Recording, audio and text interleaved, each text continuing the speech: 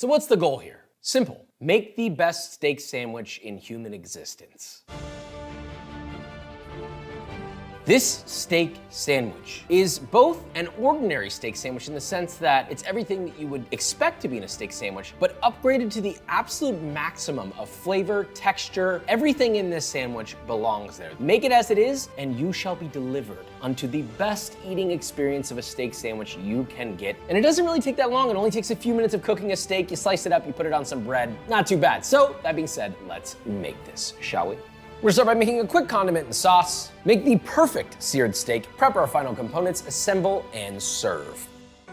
You can't start a steak sandwich, well, obviously without steak, but you also can't start it without an impeccable onion touch to it. You don't like onions? Fine, leave this out. But honestly, I think even those who don't like onions will like what I'm about to make. We have 2 medium-sized yellow onions, peeled, sliced in half. We're making an onion jam. This is sort of a quickie onion jam because onion jams can take like hours, and let's be real, not everyone has time for that. This is still equally delicious in its own way. So we're gonna finely dice this. It doesn't quite need to be a brunoise, but we do want it relatively fine. Little cubes that are like 1/2 inch by 1/2 inch is a good place to be. You can go smaller, by the way. That's fine. I really don't care. Now that we've done that, we're gonna go across once the top, boom, and then the same exact size, about 1/2 inch, boom, boom, boom, boom, boom.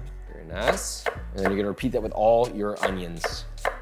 All right, we have all of our onions. Now we're gonna move on to the stovetop. So we have a sauce pot, medium size, set over medium heat. Into that pot, we're gonna add 3 tablespoons of unsalted butter, and then you're gonna let that melt completely. Once that's completely melted and bubbling, we're gonna add in our onion, all of it. Touch of salt. This is gonna help draw the moisture out. Really important because we need these to cook quickly. So don't skip the salting at this stage. So we're cooking them down, stirring everything to coat in the salt and the butter.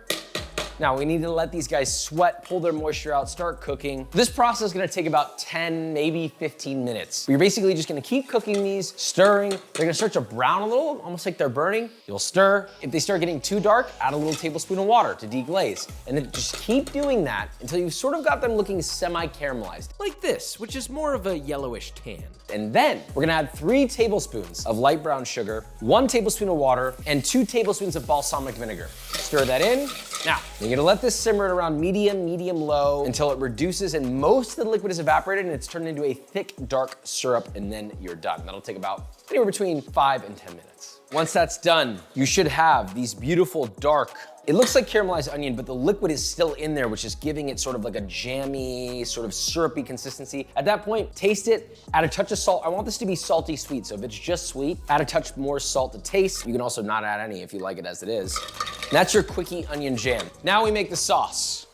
This sauce, this mayo, is not just any mayo. It is the most perfect little fucking herby mayo with citrusiness and zestiness and horseradish and pickles and tart, and because of that, you don't need to make your own. You just need 1 cup of a nice quality mayonnaise. It could be Duke's, it could be Koopy. Just do not use fucking Miracle Whip. There's no situation where you're allowed to use Miracle Whip. Now, 1 cup of a nice savory mayo. And then to that, you're gonna add a few things, okay? First, you're gonna add 2 tablespoons of finely chopped parsley, 2 tablespoons of very thinly sliced chives, try to keep those even and consistent, 2 teaspoons of finely chopped thyme, fresh, by the way, 1 tablespoon of finely chopped capers, and then from there, you could stop there. That's a nice mayo, but we're better than that. You're gonna add 1, maybe 2 small dill pickles. This will equate to maybe a couple tablespoons of very finely diced dill pickle. You can also omit this, but I think that this is really important because it adds sort of just a pickly quality that I think this sandwich really needs. I cut it into sort of 1/4 inch planks, and you're gonna cut those planks a 1/4 inch lengthwise. So now we have our batons running this way. We're gonna cut against the batons this way, 1/4 inch as well. You've got a beautiful finely chopped pickle. Pop that bad boy in there.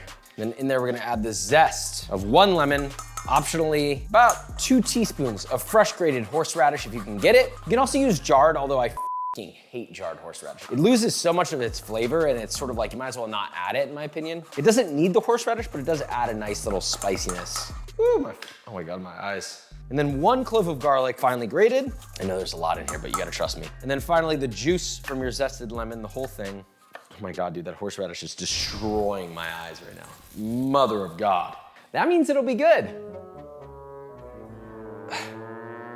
Oh. Add the juice from your lemon, season with salt to taste, fresh cracked black pepper. I think it's good to go heavy on the pepper on this one, just because you have the steak, and I think it's gonna go really well with the beefiness of this sandwich. And just whisk everything together. I mean, look at that, dude. That is a beautiful, stunning, herby, citrusy, peppery horseradish mayo.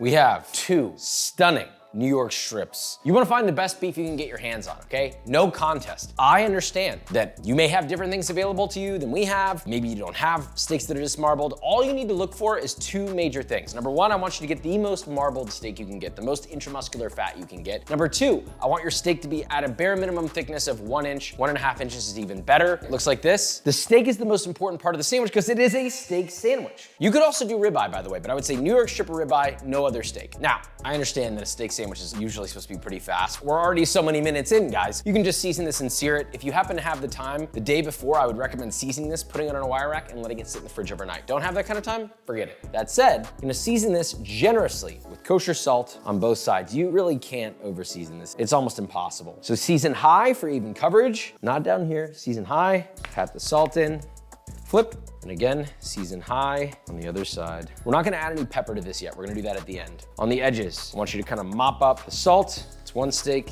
other steak. So now the whole thing is thoroughly seasoned with salt. Now, I'm gonna set this down on paper towels to catch any moisture that comes out, and now we can cook.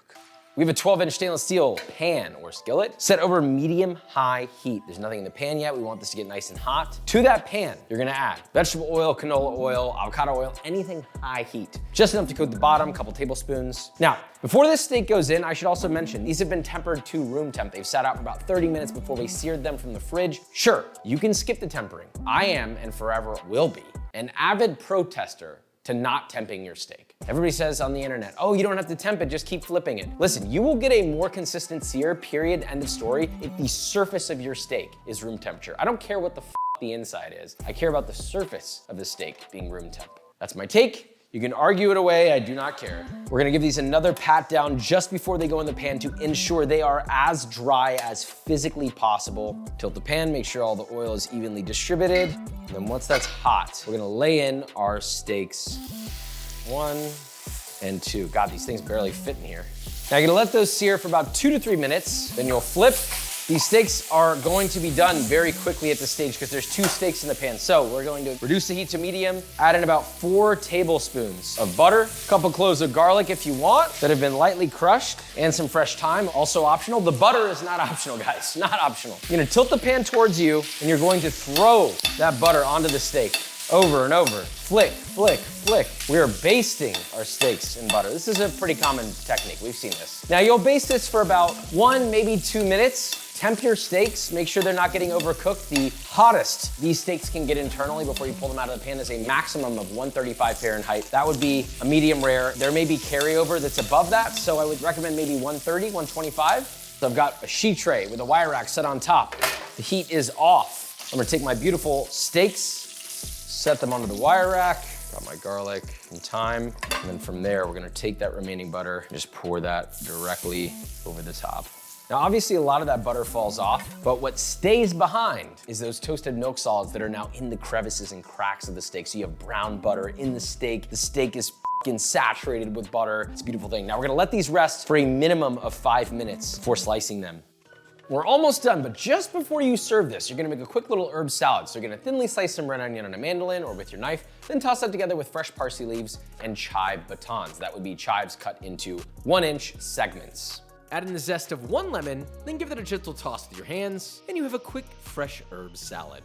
Now listen, if you're gonna use a baguette, I know what you're thinking, oh, I'm gonna destroy the roof of my mouth. If you wanna avoid that, wrap it in plastic wrap and let it sit ideally overnight until that softens. That way when you toast it, it's soft, it doesn't ruin your mouth, and you get to enjoy a baguette. So whatever bread you choose to use, this is enough for 4 sandwiches. So you will need 8 slices of bread, any bread. That could be a baguette, which would require probably 2 whole baguettes. Or it could be mini ciabatta or buns, whatever you like. Then heat a large skillet over medium heat. Once hot, add a few tablespoons of unsalted butter, let that melt until bubbling and hot. Add your sliced bread, cut side down, and toast, shifting occasionally until nicely golden brown, about 2 to 3 minutes for each batch. You obviously can only do this in maybe 2 slices per batch. Now for your steak, trim off any excess fat or gristle, then slice your rested steak. If you're using a New York strip, slice it in half lengthwise and then slice it the other direction. That way you're slicing against the grain. As thick or as thin as you like. I went about a 1/2 inch thick. Now, to assemble, spread a generous amount of your mayo on the toasted bottom bun, followed by a handful of the herb salad in one even layer. Next, lay down your sliced steak as evenly as possible, add just a touch of flaky salt and fresh cracked black pepper, spread on some of your onion jam, sauce your top bun, and crown your king. Wow, steak sandwich, something so simple, but how good could it be?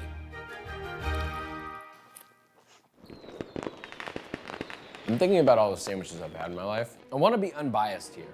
That is the best steak sandwich, just simple, like seared steak sandwich I have ever eaten in my entire life. This is seasoned perfectly. It doesn't lose any of the flavor of the beef despite all the ingredients that are on it. The sauce, although it's creamy, it's not overly rich because of all the freshness that we added to it with herbs and lemon zest. It's this insane amount of flavor, and it's so balanced. It's salty, it's rich, it's beefy, it's got umami, it's got butteriness, it's got sweetness. It's banging, dude. I don't wanna say 10 out of 10, but you try it and you tell me. Links in the description for the recipe. Love you so much. Subscribe. Bye.